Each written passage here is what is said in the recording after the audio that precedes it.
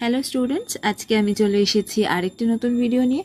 আজকে আমাদের বিষয়বস্তু হলো বাংলা পাতাবাহার বইয়ের 55 পৃষ্ঠার পিনাকি রঞ্জন চট্টোপাধ্যায়ের লেখা ঢেউয়ের তালে তালে এই গল্পটি। চলো তাহলে ভিডিওটি শুরু করা যাক। গল্পটি শুরু করার আগে আমরা একটু লেখক পরিচিতি দেখে নিই। পিনাকি রঞ্জন চট্টোপাধ্যায় 1946 সালে তিনি জন্মগ্রহণ করেছিলেন, 1983 সালে মারা যান।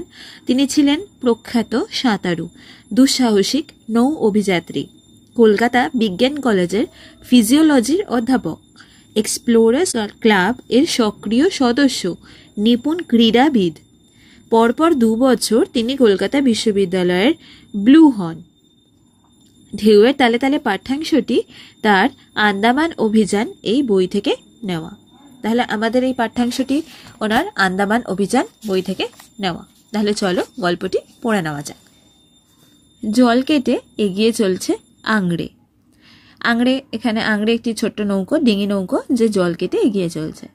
চারধারে পাহাড়ের মতন ঢেউ, অর্থাৎ কিনা সমুদ্র দিয়ে ওনারা যাচ্ছেন। সমুদ্রের ঢেউ তো পাহাড়ের মতোই লাগে।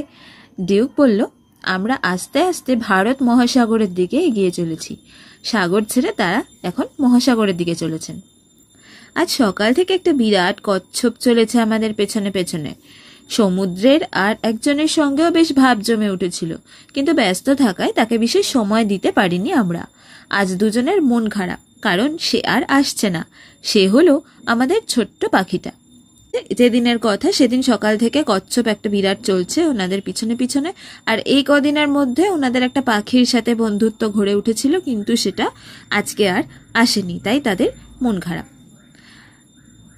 আবার সেক্সট্যান্ড নিয়ে বসেছে ডিউক। আমি প্রায় নিঃশ্বাস বন্ধ করে আছি, জানতে না কোনো ভয় নেই আর, আমরা পার হয়ে চলেছি পথ। অর্থাৎ ডিউক কিনা সেক্সট্যান্ড যন্ত্র নিয়ে দিক নির্ণয় করতে বসেছেন, এবং লেখক প্রায় নিঃশ্বাস বন্ধ করে আছেন ডিউকের কাছ থেকে একটা ভালো খবর শোনার জন্য, যে তাদের সমুদ্রে আর কোনো ভয় নেই, তারা আন্দামানের সঠিক পথ খুঁজে পেয়েছে। এদিকে পথ ঠিক করার, আমাদের অবস্থা জানার উত্তেজনায় আমি সমুদ্রের জলে চা বানিয়েছি। বমি হয় আর কি, খটকা লাগছে অকারণেই। ডিউক ঠিক তো? ওর সেক্সট্যান্ডে ভুল নেই তো? উত্তেজনায় লেখক কি করেছেন? সমুদ্রের জলে চা বানিয়েছেন। সমুদ্রের জল অত্যন্ত লবণাক্ত, এবং সেই জলে চা বানালে তার অত্যন্ত খারাপ স্বাদ হয়, সেই জন্য তাদের প্রায় বমি হয়ে যাওয়ার মতোই অবস্থা। লেখকের ভয় লাগছে, খটকা লাগছে, যে যন্ত্রটায় কোনো ভুল নেই তো? না, ওর কোনো ভুল নেই। ভাবতে ভীষণ ভালো লাগছে, এতদিন ধরে বারবার বিপর্যস্ত হওয়ার পর আজ ঠিক পথ পেয়েছি। মনের আবেগ আর কাকে জানাবো, অকারণে গালা ছেড়ে গান গাইছি। জানি না আগে পালের শুশুকগুলো তাইতেই পালালো কিনা। তাহলে শেষ পর্যন্ত কি হয়েছে? ওই যন্ত্রের সাহায্যে তারা সঠিক পথ খুঁজে পেলেন। তাতে তারা এত খুশি হয়েছেন যে অকারণেই গলা ছেড়ে গান গাইছেন। লেখকের মনে হলো হয়তো শুশুকগুলো ওনার গান শুনেই পালিয়ে গেল। ডিউক বলে উঠল, এসো আজকের দিনটায় একটা কিছু করি। কি করা যায়? রসগোল্লা খাওয়া যাক। টিনে ভরা রসগোল্লা খেতে খেতে নৌকার দুপাশে দুজনেই হেলান দিয়ে বসে আছি। চারধারে শুধু জল আর জল। টিন শেষ হয়ে গেলে যখন ছুঁড়ে ফেলে দিলাম, তখন 2-1 ফোঁটা রস গায়ে এসে পড়ল। তাড়াতাড়ি পিঁপড়ে উঠবে ভেবে সমুদ্রে জল দিয়ে ধুচ্ছি, দেখি ডিউক হাসতে হাসতে গড়িয়ে পড়ছে। সে মনে করিয়ে দিল পিঁপড়েকে এখানে আসতে হলে প্রায় 200 মাইল সাঁতরে আসতে হবে। তাহলে আমরা কি জানলাম? যে আন্দামানের পথ খুঁজে পাওয়ার পর ওনারা এতই খুশি হলেন, সেই দিনটায় তারা ঠিক করলেন যে টিনের রসগোল্লা খাওয়া যাক। এবং রসগোল্লার রস পড়ার ফলে কি হলো? লেখক মনের ভুলে সেই রস ধুয়ে দিতে চেষ্টা করলেন। সেই সময় ডিউক হাসতে হাসতে গড়িয়ে পড়ল, কারণ তারা ডাঙা থেকে প্রায় 200 মাইল দূরে রয়েছেন, আর পিঁপড়ে তো সমুদ্রে এত দূরে আসতে পারবে না। তাই লেখকের কাণ্ড দেখে ডিউক হাসতে হাসতে গড়িয়ে পড়ল। দুপুরে পেট ভরে খেয়ে খুব দাঁড় টানা হয়েছে। এখন আংড়ে হু হু করে অনুকূল স্রোতে এগিয়ে চলেছে আন্দামানের পথে। দাঁড় থামালেও স্রোতের টানে আমরা ভেসে চলেছি দক্ষিণ পূর্ব কোণে। অর্থাৎ কিনা এখন আর দাঁড় টানতে হচ্ছে না। অনুকূল স্রোতে লেখকদের ডিঙি নৌকো হু হু করে দক্ষিণ পূর্ব কোণে আন্দামানের পথে এগিয়ে চলেছে।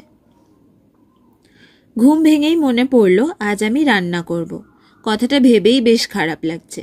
এটা আরেকটা দিনের কথা, যেদিন ঘুম ভেঙেই লেখকের মনে পড়লো আজকে তার রান্না করার দিন। কথাটা ভেবেই তার খুব খারাপ লাগলো। এই একটা অসহ্য ব্যাপার। আমাদের অবস্থান বার করা হলো, বেশ ভালোভাবেই এগিয়ে চলেছি। এখন নৌকার যা অগোছালো অবস্থা, কোথায় যে কি আছে মনে নেই। অর্থাৎ রান্না করাটা অসহ্য ব্যাপার কেন? কারণ এতদিন পর নৌকার এখন যা অগোছালো অবস্থা হয়েছে, নৌকা থেকে কোনো কিছু খুঁজে বের করাই বেশ দুষ্কর হয়ে উঠেছে। একটা জমানো দুধের টিন খুঁজতেই আধ ঘন্টা লাগলো।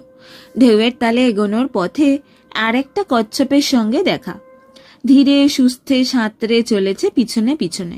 ভয়ে শুধু আরেকটু বন্ধুত্ব পাতাতে ও যদি জালটা মুখে করে কামড়ে ধরে।